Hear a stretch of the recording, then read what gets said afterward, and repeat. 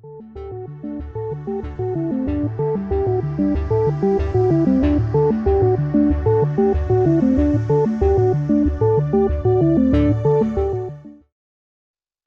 everyone, and welcome. My name is Rachel Wesson. I am the Events and Communications Specialist at the UC Berkeley Center for Long-Term Cybersecurity. And it is my pleasure to welcome you to today's discussion, Privacy and Data Scraping, Perspectives from Latin America, featuring Alice Lana and Pilar Saenz in conversation with Tejas Narechania. This is the third data scraping talk in our series, so we're really looking forward to diving into this discussion with our panelists today and get their unique perspectives on these issues. So with that, we are ready to get started, and it is my pleasure to introduce Anne Cleveland, the Executive Director for the Center for Long-Term Cybersecurity, who will provide some brief opening remarks. Over to you, Anne. Thanks, Rachel. Well, hello and welcome. It's really great to see you all in the audience today. Thank you for joining us. Events like this are part of the Center for Long-Term Cybersecurity's mission to expand who participates in cybersecurity and to focus on the future of digital security in ways that equip decision makers with foresight. Today's discussion, as Rachel said, is the third in our series on different facets of data scraping, as the evolution of technology forces us to reconsider questions about what is public and what is private. I'm really excited about today's conversation because we're going to hear about data scraping from the perspective of a part of the world that we haven't had in this series so far. We have two distinguished panelists from different countries in Latin America, and we're going to get to hear perspectives from civil society in particular around these questions of data scraping. So it is my great pleasure to introduce our distinguished moderator, Tejas Narechania, and then we will get off and running. So Tejas is the Robert and Nancy Corson Assistant Professor of Law at Berkeley Law. His work focuses on telecommunications regulation and intellectual property, among other subjects. And he is also the faculty co-director of the Berkeley Center for Law and Technology. Before joining Berkeley Law, Professor Narechania clerked for Justice Stephen G. Breyer of the Supreme Court and for Judge Diane P. Wood of the U.S. Court of Appeals for the Seventh Circuit. He has a JD from Columbia Law School and is also a Berkeley alum with a BS in electrical engineering and computer science and a BA in political science. So thank you so much, Tejas, for moderating this great discussion, and I will turn it over to you. Thanks, Anne. It's always a pleasure to do these events. I always have so much fun and I learn so much. And I have no doubt that today is going to follow that trend. So I'm thrilled to invite and to welcome our two panelists. I'm going to start with Alice Lana. Alice Lana is the head of culture and knowledge research at InternetLab. She holds a master's degree from the Federal University of Paraná School of Law and serves as the Creative Commons Brazil coordinator on the Open Educational Resources and Open Science Front. And she's a researcher at GEDAI, UFPR, the study group on copyright and industrial rights. Joining me and Alice is Pilar Saenz. She's the coordinator of the K-Lab Digital Security and Privacy Laboratory at Fundación Karisma.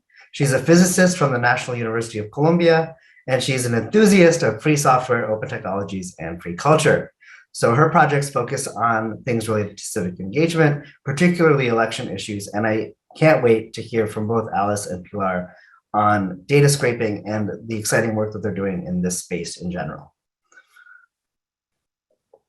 All right, so I'm going to start by just maybe saying a word about how we typically think of data scraping, and then maybe we'll hear, I'll ask both of you to react to that definition, and then I have a question for both of you.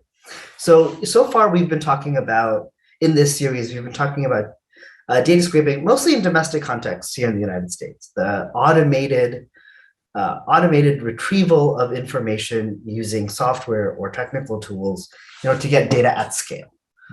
So these are things like, programs that collect HTML data or programs that collect profile data from LinkedIn. And that's one thing that we've been talking about. But you and the ways in which doing that can affect questions of privacy or questions of democracy. So you're both at civil society organizations in Brazil and Colombia, respectively, that look at how digital technologies, how policy affect things like democracy, privacy, freedom of expression. So maybe you could say a little bit about your work. What are you working on now? And if you can, maybe a little bit about how, if at all, you think about scraping or things in the scraping space. Alice, I'll start with you. Okay, thank you very much, Tejas. I'd like to begin by saying that it's a great honor to be here. I'm Alice Lana, and as Tejas said, I work in this independent research center in Brazil that is based in São Paulo. And I do research in the fields of law and technology, also focusing on privacy, freedom of expression, and internet governance, mainly from a global south perspective. And with this, I'd like to maybe start answering your question on how this relates to what we're going to talk on this panel, right? Because when we're talking about the perspective from the global south perspective, we more often than not deal with legislations that were made without without hearing from us, and that have impacts here.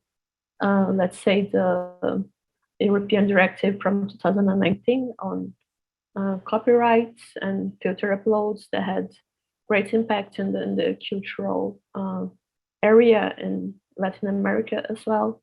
So it's a very, very nice initiative from you guys from Berkeley to invite us to this panel as well, because more often than not, our voices go unheard. Besides from law and technology, and also linked to that, I also study gender and body, especially the non-consensual dissemination of intimate images when we're thinking about data bodies, right? So the topic of data scraping is also very important to me from this perspective, where we see that our data is not something that it's detached from us, but it's also part of ourselves, part of our bodies. I also study copyright, intellectual property, but mainly copyright, with a focus on the access to knowledge and research, and ultimately the universalization of knowledge. And in these last few years, I've been studying mainly content moderation and text and data mining, which I hope we can talk about a bit today as well. So this is mainly what I've been working on the last couple of years, and I'm looking forward to our debate today.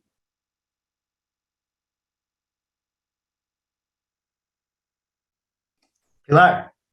Yeah. First, it's a pleasure to be here. I'm very honored to be here. And I think that is a great opportunity to try to share more from the South.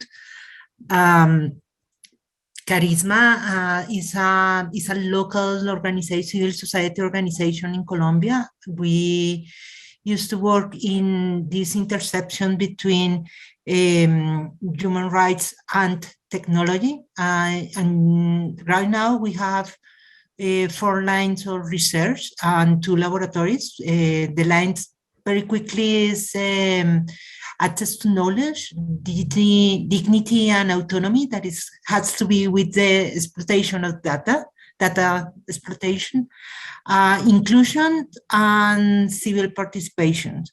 And we also have 2 laboratories, the CALAB, that is the Digital Security and Privacy Laboratory, and the Social Inclusion Laboratory.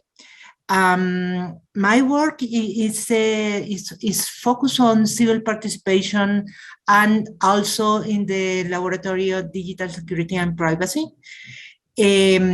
We are now focused on issues around monitoring the implementation of surveillance, particularly from the states. That is part of our work. And the other issue, huge issue, is elections, because this year is election in Colombia. So now we are analyzing how the inclusion of technologies impact in the election process, and how is a threat to the trust in the process. So there is a lot of voice around fraud. So for us, is try to say, come on, this is not the usual conversation, but we need to be focused on how the technology is going to be used, and try to understand better that uses and how is the data created and transformed, and how we have a final result of this process. In order to try to understand this process better, and try to give to the citizens a lot more information about the process and the technology in the process. In the laboratory, we also have other kind of works. We usually support the advocacy work of the foundation. So we are usually try to understand what is the new regulations of the proposals on the law, and try to explain how the technology is impact in these proposals.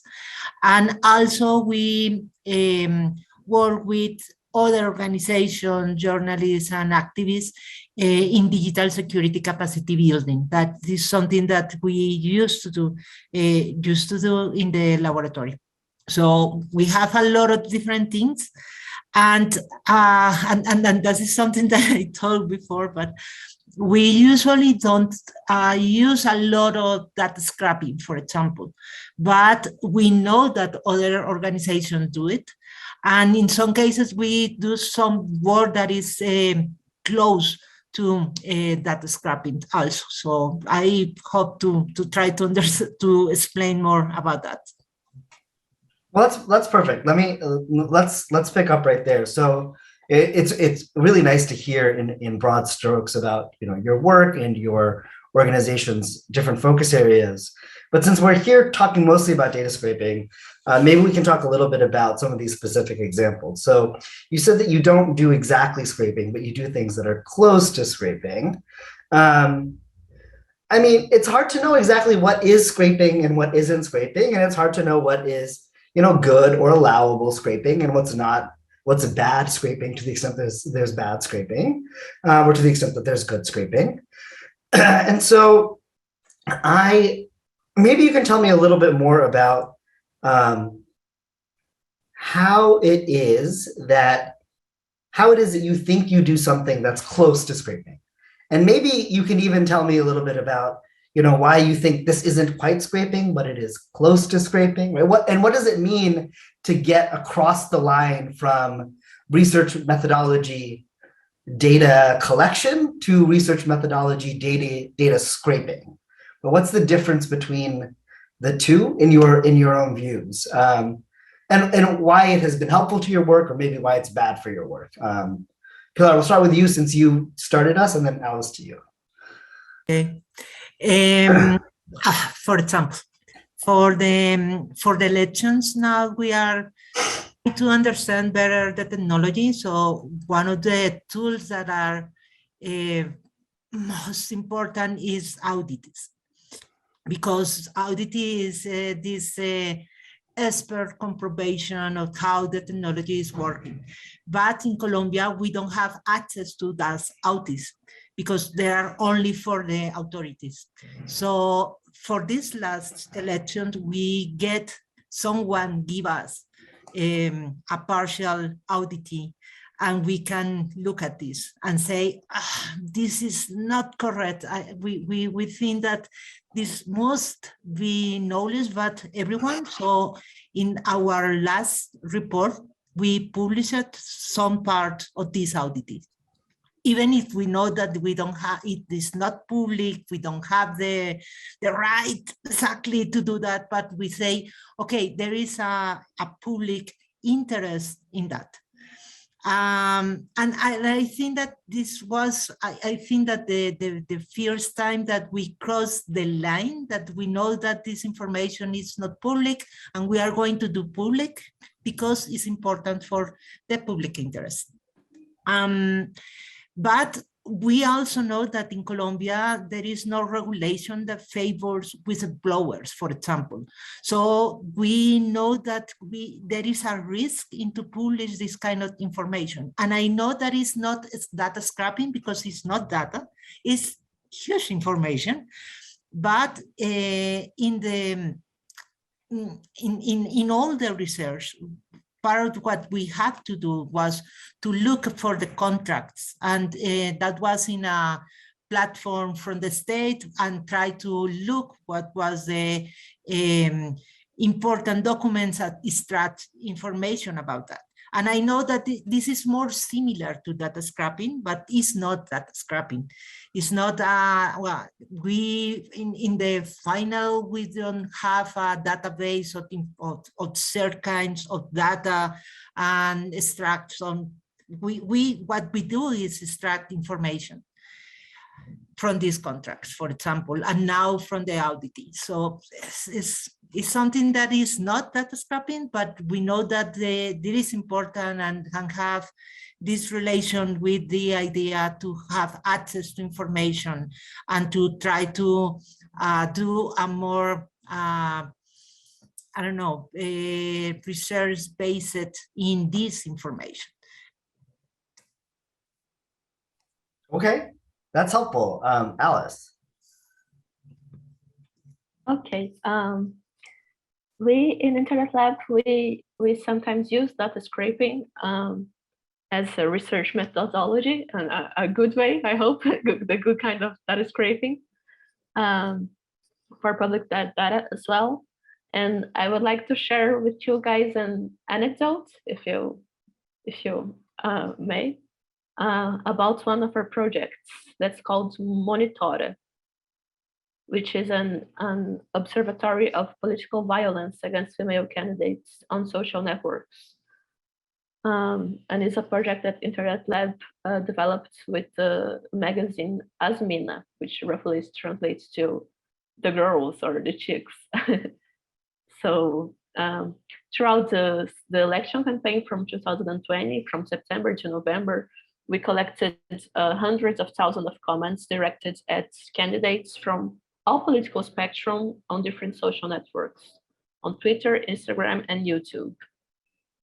And with automated linguistic filters and also with human analysis, so we were using both, we analyzed these publications to understand the dynamics of violence during the elections, and we wanted to show how the political violence against women in networks is sexist and misogynistic. And the hardest part was dealing with this super large amount of data for journalistic analysis, right? So we captured 2.3 million publications on social media for analysis. And of these, at least 155,000 contains offensive terms. So, or were potentially violent and could be analyzed.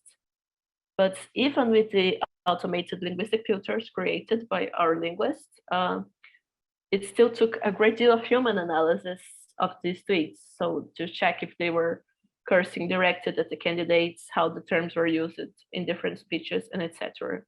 So each published content required the human checking of at least 1,000 tweets in a few days, because we had to follow the electoral campaign calendar, which lasts only 2 months.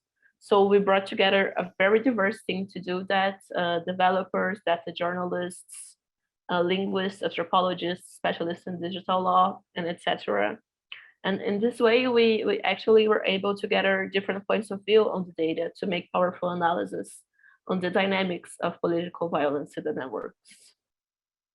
And it must be remembered as well that this is a especially sensitive content to be worked on by a mostly female team, which is InternetLab's team and Asmina team as well, because our teammate of women had to focus on misogynistic strategies of violence and attack throughout many days.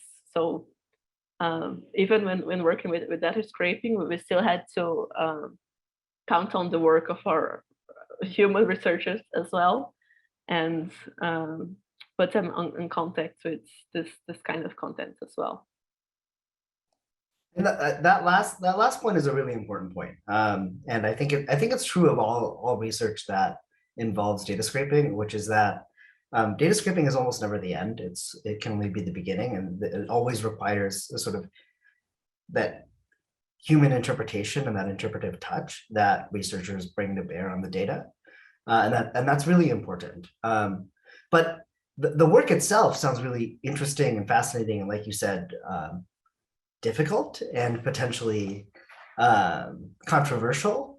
And so maybe I want to ask a little bit about, how this work lands in context. So one thing that I learned just in the run up to our conversation today is that there's a word for data scraping in Portuguese. And so there's a term that embodies this practice, but I want to know a little bit more about the dialogue around the term, or the context or connotation of the term. What's happening in Brazil about data scraping? How does civil society see it? How do policymakers see it? How do industries see it? How do citizens understand this practice? And does it matter who's doing it? Does it matter what it's happening for?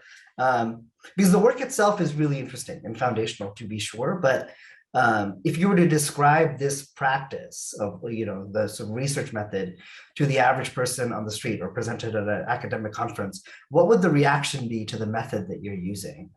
And Pilar, I want to ask you a similar question about Colombia. What's the public debate like in Colombia on these issues? How are people thinking about this practice in general? Alice, we'll start with you and then go to Pilar. Great. Circling back to your first question about the word in Portuguese for data scraping, we do have a translation. Is raspagem de dados. Raspagem, it's kind of like scraping, kind of like scratch. Like it conveys the idea of removing this very thin layer, almost insignificant. So there's this. Mainly, if you watch developer courses of data scraping in Brazil, they will use the word in Portuguese, raspagem, this scratch. You'll say, so you're removing this data that means almost nothing, that is insignificant, and we as organizations that work with digital rights, sometimes we have to say it's not as insignificant if you if you zoom out a bit. So there's also another word that should be used in Portuguese, that it's extração, that extraction de dados, to highlight that it's not this almost insignificant kind of data that you're collecting. And going to your question on what kind of dialogue is happening about data scraping in Brazil among civil society and policymakers and etc. Actually, in late 2020 and early 2021, it was happening a bit more, mainly due to the scandals involving Clubhouse, Facebook, and LinkedIn, and etc. But since LGPD, which is our Brazilian privacy law, our general data protection law, since it came into force, it has not been really a very heated debate, because there is this general feeling that the law already covers what needs to be covered. So the next step is to implement it, to see it in practice. And I have to say that, as usually happens in a lot of countries from the global south, most citizens don't really understand this practice. They are worrying about other issues, mainly like inflation. And and also Brazil does not have a very strong privacy culture like we see in Europe, or in some degree even in the US.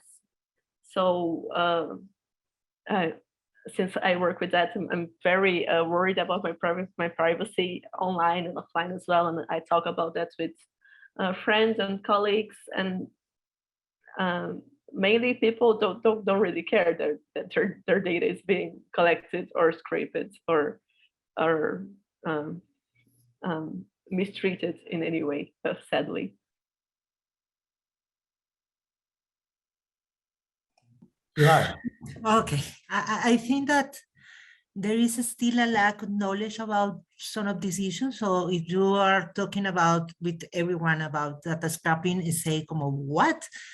And also it's not helping that in Spanish, there is no word for scrapping, but we have raspar that is similar to Alice in Portuguese, the meaning of the word, but we usually don't use that word. So we talk about data scrapping, and everyone in the sector understand that. So we didn't translate it. But even if we think about that, I think that first we have a portal for many years of the public sector that is an open data portal. And there's a lot of information there that put it by some of the public sector. And I think that was very interesting because it's a construction for years to try to explain to the public sector what is the importance that they give us data, and data in a way that it will be used and exploited. So I think that this portal was very important, and this portal has also a political regulation. So the ministry or ICTs here explain to other sectors what is the importance of have or to give or to bring this kind of data. So I think that in this aspect, in this issue, we began to work better than, I don't know, 10 years ago. But I think that also we maintain this culture of the secrecy. So it's this idea that this data is mine and I not have to share with no one. So the other part of the regulation in Colombia is that we have a very good law on access to information.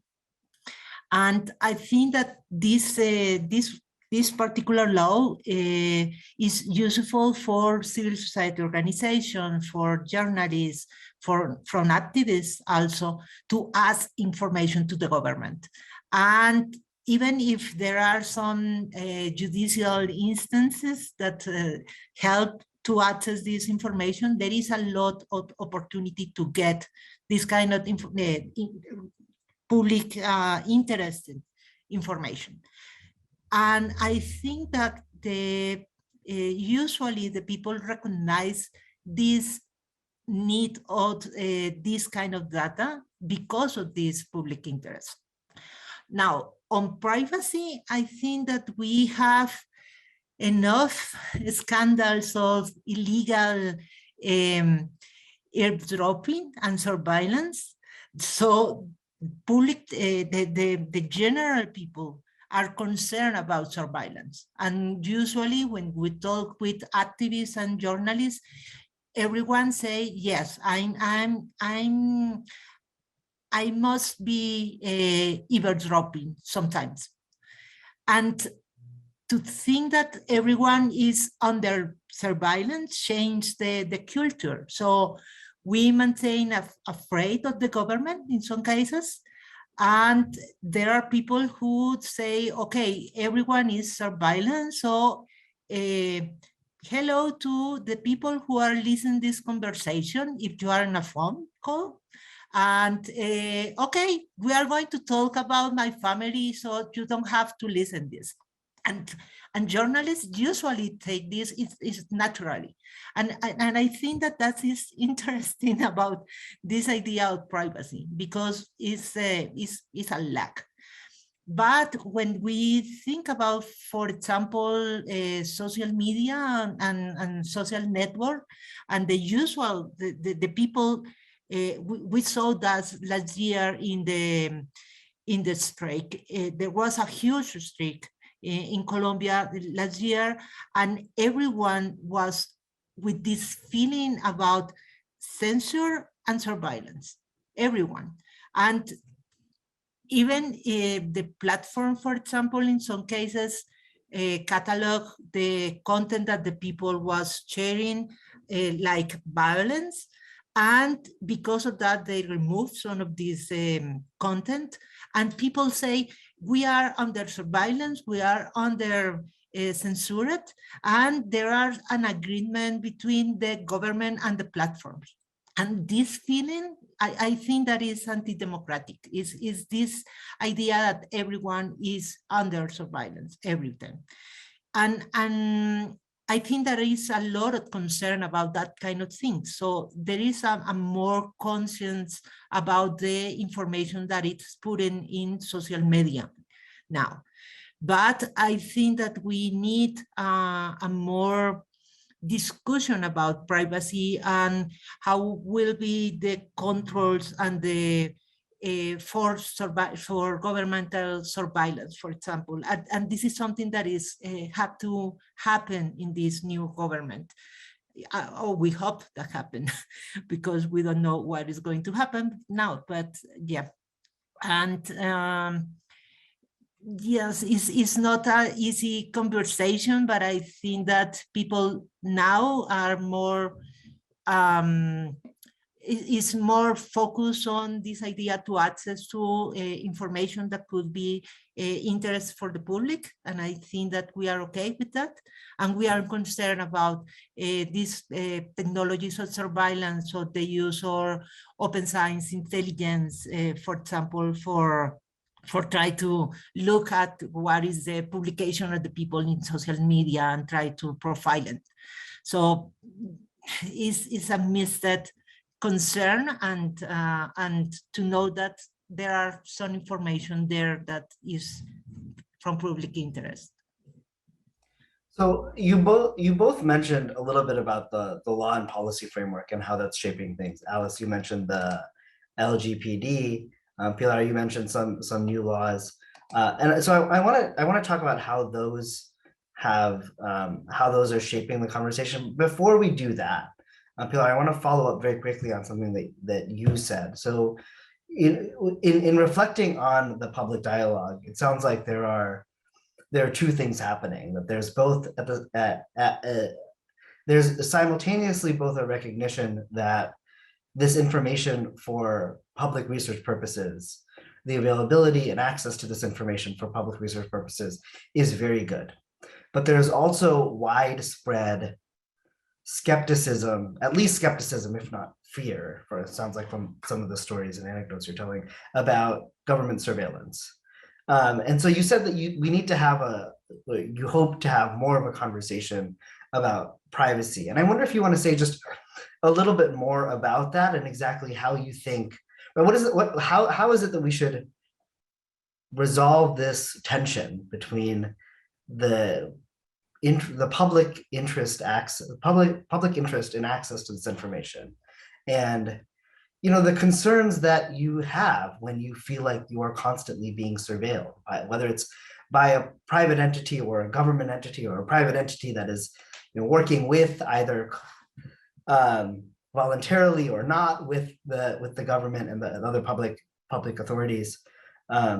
How should we think about these privacy conversations? It's hard because, but I think that maybe an example. I had mentioned it very quickly before that we don't have a whistleblower protection here in Colombia. And because of that, there is there are not encouraged to the people to, for example, ask about corruption or to give information to journalists or something like that, because there are no protection to the whistleblower. And we usually thought that this is something that is had to happen in the Congress, and there is allowed that it could be discussed about that. But also, I think that, and that is some example of something that we need to discuss in the Congress about this kind of laws. And try to understand what is the limit and how is this happen and how it's important to protect these people who give us information. But for the other side, when we talk about surveillance, we also know that there is a lack of law that give us control and supervision about how is the implementation of surveillance in the country. And it usually, when we talk about surveillance, is something that is just discussed between the government and the private sector. It's not something that that the government share with civil society organization, even with academia. In some cases, it's very hard that they invite people to talk about surveillance, because it's something that could be secret and is only for the government. So I know that is need to do some dialogues in that. And this is a problem that we need to finally put in a law, but the discussion must to be openly.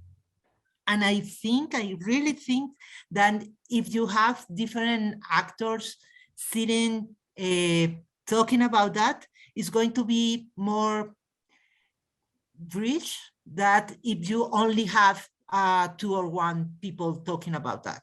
So yes, I think that we need a more discussion about these issues and to look other experience and to try to improve best practices and try to understand the other side, because of course we say surveillance is needed in the country, but maybe not for everyone. So we need controls for that. And for the other hand, I think that to promote the culture of the openness in the institution is something that also give us the opportunity to talk with institutions about the need of information, and that is better that we don't have to ask for that it is better that they give us for themselves. So this new culture about openness is something that maybe is part of this equation also. And we need to put in some spaces these ideas and to try to look for ways to talk with the government about this, and also to talk with other civil society organizations and journalists and everyone about this, because it's a conversation that matters for everyone. Thank you. Okay, so as always happens in these things, time is slipping away and we're already 2/3 through our hour. So I want to make sure to take a moment and invite the attendees, our guests, to throw questions in the Q&A, and I'll try to get through them as we can. But I do want to turn, before I get to the questions in the Q&A, to the question that I promised I was going to ask, which is about the emerging law and policy framework and how that law and policy framework is shaping or setting the boundaries of the public conversation around privacy and scraping and all these issues. So Alice, you would suggest, you said a little bit about LGPD, and I think one thing that you had mentioned was that, you know, the conversation has kind of quieted down because the law is in place, because it's now starting to be enforced. People are sort of saying, okay, well, the law has settled this for us. And I wonder if you could say a little bit more about that. One, is my characterization of your comment correct? And two, right, to the extent it has, the law has settled some of these debates, how has it settled them? Sort of, you know, how would you see the policy trade-offs that are embodied in the law? How would you describe them? And maybe you can tell us a little bit about whether you think they're good or bad. Okay, great question, Tejas, thank you. So talking a little about Brazil's data protection law, the LGPD. This law was approved by the Congress in 2018, but it only came into force now in 2020. And Brazil's privacy law, LGPD, was very, very influenced by the GDPR, the European GDPR. So there's a strong link there. And both the LGPD and the European experience indicate that data scraping activities can be carried out in a way that is compatible with data protection standards. So the question here is not to restrict the activity, but to adapt it to the LGPD and to other applicable standards. But there's this difference that unlike Europe, Brazil does not have this privacy awareness, this social privacy awareness in a cultural way, like we see in Europe. So our national authority here, AMPD, which is the national authority that was created to deal with data protection, it's still in its first steps, and it has chosen a very educational approach in these first years. So to educate companies and the population as well. So when we're talking about data scraping and LGPD, we can see that the LGPD, as is the GDPR in other words, provides that the processing of personal data whose access is public must consider the purpose, good faith, and public interest that justified its availability. So there's also an article 7, paragraph 4, that exempts the requirement for a consent for the processing of information if it has been made public by the holder of personal data, as long as the rights and the principles provided in the LGPD are taken into consideration as well. So the contextual proximity between the controller's intended use of the data and what a person might reasonably expect should also be considered under LGPD. So one must ask, therefore, whether it is reasonable for the data subject to expect or should expect that his or her publicized or scraped personal data may be used for a different purpose, right? So in more colloquial terms, whether the person data will not feel betrayed by this use of data. So, for example, when a natural person advertises the sale of particular goods on Facebook Market, it seems reasonable to expect that these advertisements will be considered for the formation of price statistics on that particular product. But it may not be reasonable to expect that this information will be used to offer credits or will be sent to banking institutions or things in this way. So this is the format that LGPD gives to data scraping, that it's, in my opinion, pretty close to what GDPR does as well.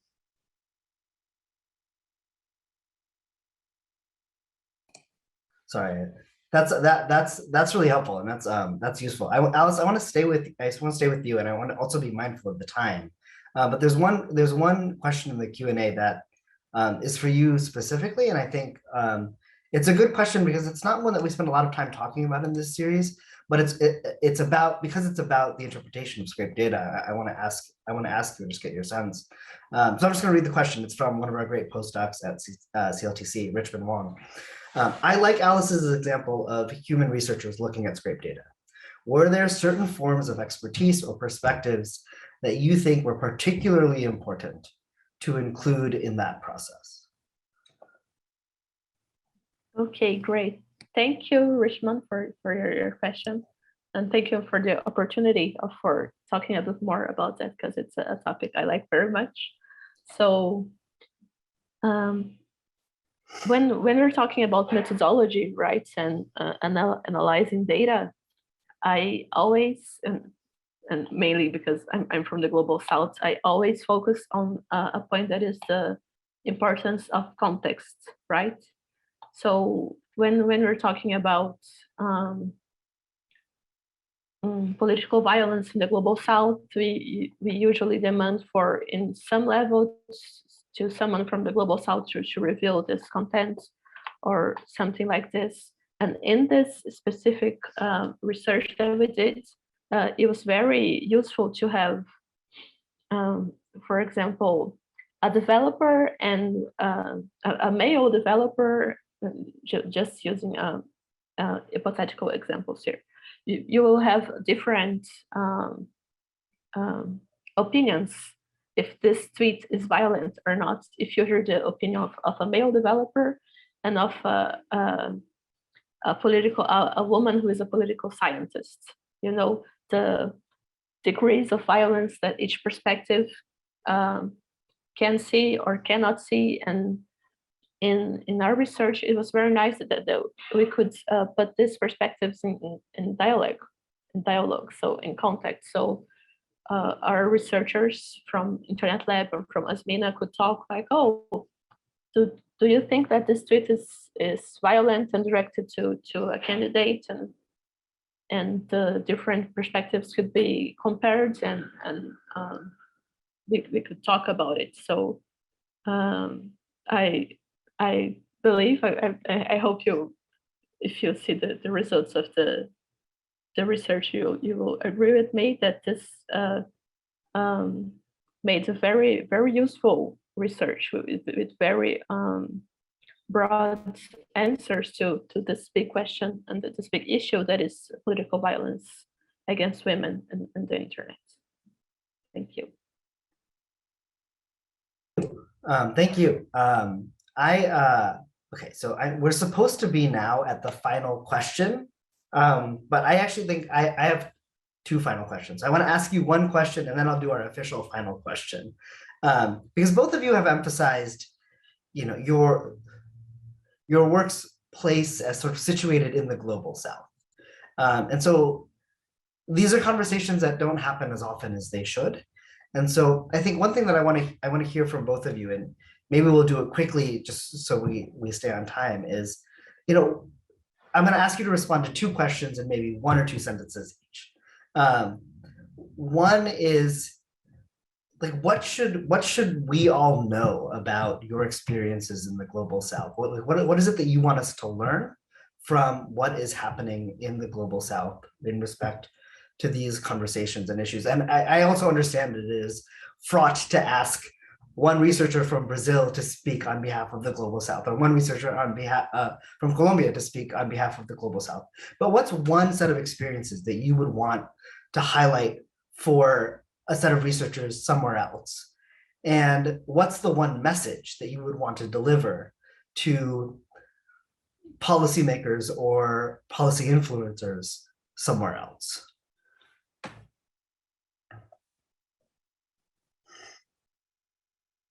Pilar, why don't you go first? Okay. This is hard, but I think that this interest about the human rights impact that has this kind of policies on this kind of technologies is something that we usually talk in the South. And I think that that's point of view, I try to look at the impact in the people is something that we are interested in, that everyone understand. And because I think that kind of impact is depend on the context. So the way that we use, for example, WhatsApp is very different than the way that the North use WhatsApp, for example. And there is a lot of experience about that kind of thing. And we know that the data are important, but also the way that the people use this kind of tools. And I think that that is a necessary conversation that we can improve from the South. And I think that for the government, I think that this idea of governance is very important, and to try to involve some other sectors in this kind of discussions. But it's not just to ask for others to participate, it's also to bring the capacity and to build the capacity with the others in order that they can participate in these discussions. And I think that this is something that we had to work more. Alice? Okay, being very, very brief. So what should the rest of the world be learning? I think I would say that legislation must be context-oriented. So when you think about LGPD is a great law, it's principial logic, I'm a huge fan of it, but it doesn't really reflect Brazilian reality. So Brazil did not have the privacy culture Europe had. So the legislation, the GDPR, which was developed in a certain context arrives in a very different future. So we're not having to take these educational steps as well.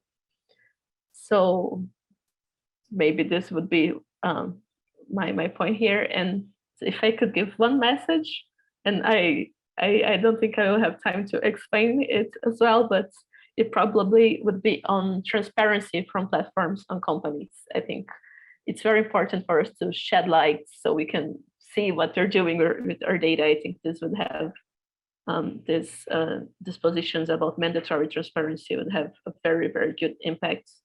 And also strong unions for workers in tech. It would like, well, how can we solve that? Strong unions would help that a lot. Okay. So now really the last question, which maybe you answered with your last with transparency and strong unions, but if you could wave a magic wand, right? If you were in charge for a day, what's the one thing you would do to solve privacy and internet governance? 1 minute each. Alice, why don't you go first? Yeah, I may have answered this question already with the transparency and unionized workers in tech, but I will take this minute to talk a bit more about transparency, because we do have the transparency reports that some large platforms do, but they are in a great way voluntary. And if we could have this formatted in a way that also takes into account global South needs and what the rest of the world is talking and thinking and requiring, it would be very, very great to our internet governance ecosystem as a whole. Thank you. Thank you, Pilar. Okay, I think that we must start to challenging this idea that privacy is dead, in this idea of privacy, to broadly recognize that privacy is a right.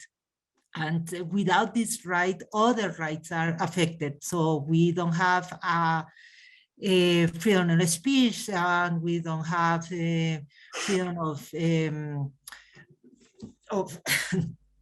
sorry, my cat is here. So to reunion, for example, so recognize the value and the necessity of privacy. I think that is something that I want to try.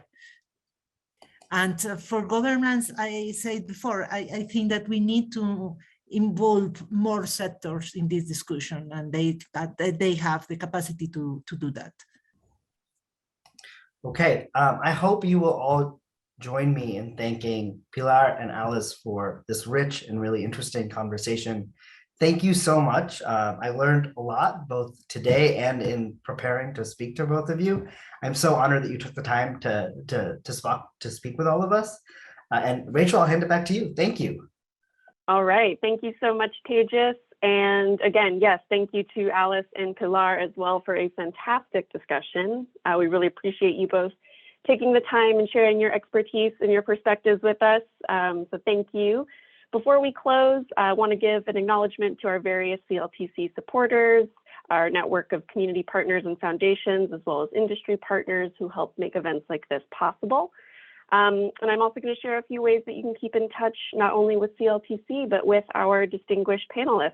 So we've got some email addresses, Twitter handles here, where you can contact these great folks directly. And there's also some contact info for CLTC at the bottom. So please do follow us on Twitter or send us an email or sign up for our newsletter so that you won't miss the latest news, research, and events from CLTC. And I will leave this up for just a minute or two in case you want to jot down any information. Thank you again to the audience for tuning in today. And thank you, Pilar and Alice, once again. We look forward to seeing everyone next time. Until then, take care.